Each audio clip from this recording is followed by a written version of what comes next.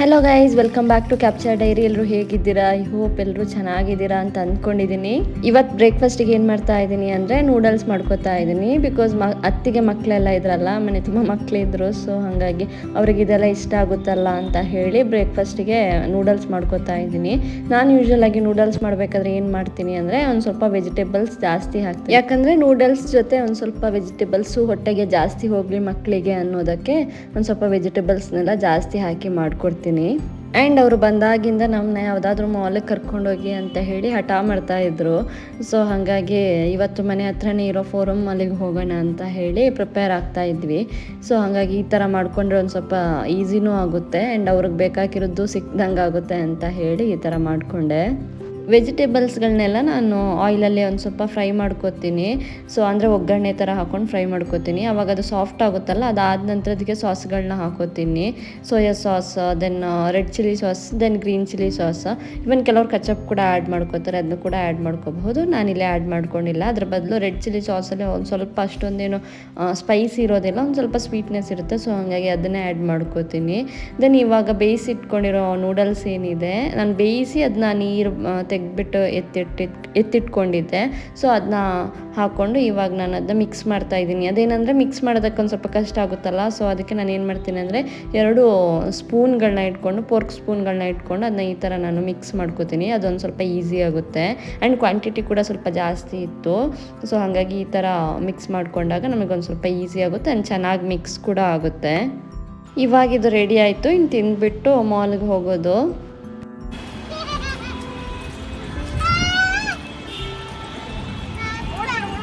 ನಾವು ಬಂದಿರೋದು week days ಆಗಿರೋದ್ರಿಂದ ಇಲ್ಲಿ ಅಷ್ಟೊಂದೇನು ಕ್ರೌಡ್ ಇರಲಿಲ್ಲ. ವೀಕೆಂಡ್ಸಲ್ಲಿ ಬಂದರೆ ಸಿಕ್ಕಾಪಟ್ಟೆ ಕ್ರೌಡ್ ಇರುತ್ತೆ. ಆ್ಯಂಡ್ ಇದು ಬಂದು ಫೋರಮ್ ಮಾಲು. ಇದು ಒಂದು ಸ್ವಲ್ಪ ನಮಗೆ ಹತ್ರನೇ ಆಗುತ್ತೆ. ತುಂಬ ಹತ್ರ ಅಲ್ಲ, ಒಂದು ಸ್ವಲ್ಪ ದೂರ ಇದೆ, ಬಟ್ ಓಕೆ, ಹೋಗಿ ಬರಬಹುದು. ಸೊ ಹಾಗಾಗಿ ಹೋಗಿ ಬಂದ್ವಿ.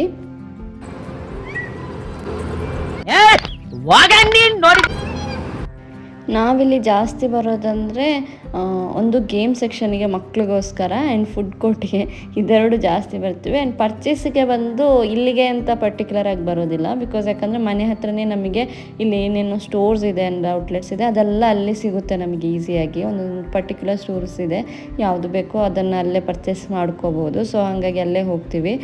ಪರ್ಚೇಸಿಗೆ ಅಂತಲೇ ಬರೋದಿಲ್ಲ, ಬಟ್ ಬಂದಾಗ ಪರ್ಚೇಸ್ ಮಾಡ್ಕೊಂಡು ಹೋಗ್ತೀವಿ. ಜಾಸ್ತಿಯಾಗಿ ಇಲ್ಲಿಗೆ ಪರ್ಟಿಕ್ಯುಲರಾಗಿ ಬರೋದಂದರೆ ಇದಕ್ಕೋಸ್ಕರ ಮಾತ್ರ. ಗೇಮ್ಸಿಗೆ ಸ್ವಲ್ಪ ಜಾಸ್ತಿ, ಅಂದರೆ ನನ್ನ ಮಕ್ಕಳ ಏಜ್ ಇದಕ್ಕೆ ಕರೆಕ್ಟಾಗಿದೆ. ಇಲ್ಲಿ ಒಂದು ಸ್ವಲ್ಪ ಜಾಸ್ತಿ ಏನನ್ನೋದು ಸೆಲೆಕ್ಷನ್ ಅಂದರೆ ವೆರೈಟಿ ಜಾಸ್ತಿ ಇದೆ. ಬೇರೆ ಕಡೆ ಇಷ್ಟೊಂದು ಸಿಗೋದಿಲ್ಲ. ಅದು ಬಿಟ್ಟರೆ ಫುಡ್ ಕೋರ್ಟ್ ಕೂಡ ಹಾಗೇನೆ, ಅಲ್ಲಿ ಕೂಡ ಹಾಗೇನೆ ತುಂಬ ವೆಜ್ ಅವರಿಗೆ ವೆಜ್ಜು ಇದೆ, ನಾನ್ ವೆಜ್ಜಿಗೆ ನಾನ್ ವೆಜ್ ಕೂಡ ಆ ಥರ ತುಂಬಾ ಇರೋದ್ರಿಂದ ಇದೊಂದು ಸ್ವಲ್ಪ ಅದಕ್ಕೊಂದು ಈಸಿ ಆಗುತ್ತೆ.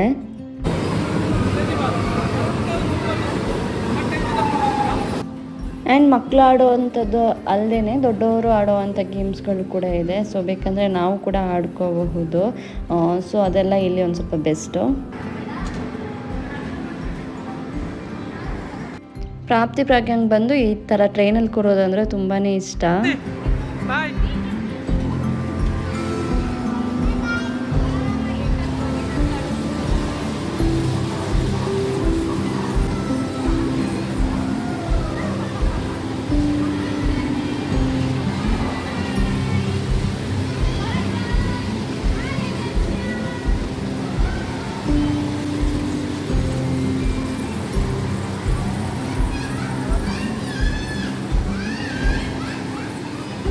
ಆ್ಯಕ್ಚುಲಿ ಲಾಸ್ಟ್ ಟೈಮ್ ಬಂದಾಗ ಇದರಲ್ಲಿ ಕೂರೋದಕ್ಕೆ ಬಿಟ್ಟಿಲ್ಲ, ಯಾಕಂದರೆ ಅದೊಂದು ಸ್ವಲ್ಪ ರಿಪೇರ್ ವರ್ಕ್ ಆಗ್ತಾ ಇತ್ತು. ಸೊ ಹಾಗಾಗಿ ನಾವು ಬಂದ ಟೈಮಲ್ಲಿ ಬಿಟ್ಟಿಲ್ಲ. ಆ್ಯಂಡ್ ಇವಾಗ ಬಂದು ಮಕ್ಕಳಿಗೆ ರಜಾ ಇರುತ್ತಲ್ಲ, ಆಲ್ಮೋಸ್ಟ್ ಎಲ್ಲ ಮಕ್ಕಳು ಇಲ್ಲೇ ಇರ್ತಾರೆ. ಆ್ಯಂಡ್ ವೀಕೆಂಡು ಅಲ್ಲ, ವೀಕ್ ಡೇಸಲ್ಲಿ ಕೂಡ ಇಲ್ಲಿ ಒಂದು ಸ್ವಲ್ಪ ಕ್ರೌಡ್ ಇವಾಗ, ಅಂದರೆ ಮಕ್ಕಳು ಜಾಸ್ತಿ ಇರ್ತಾರೆ ಗೇಮ್ ಸೆಕ್ಷನಲ್ಲಿ.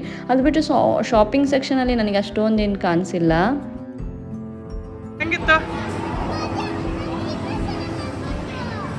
ಸಾಕು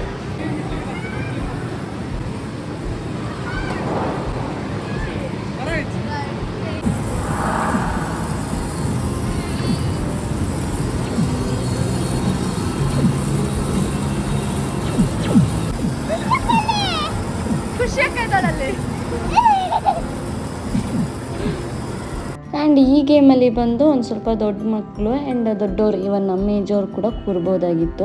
ಇದು ನಮಗೆ ಗೊತ್ತಿರಲಿಲ್ಲ ಇದಿಷ್ಟೊಂದು ಸ್ಪೀಡಾಗಿ ಹೋಗುತ್ತೆ ಅಂತ, ಒಂದು ಸ್ವಲ್ಪ ಸ್ಲೋ ಆಗಿ ಹೋಗುತ್ತೆ ಅಂತ ಅಂದ್ಕೊಂಡಿದ್ವಿ.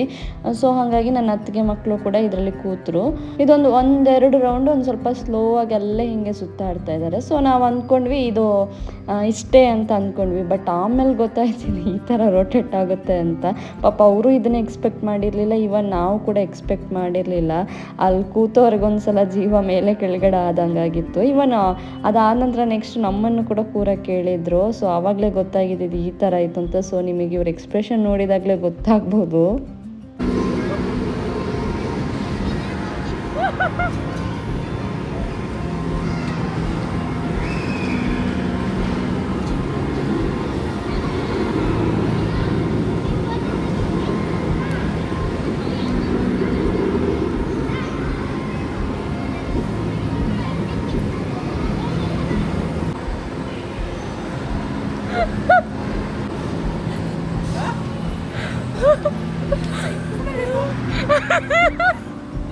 ಸಾಕ್ಷಿ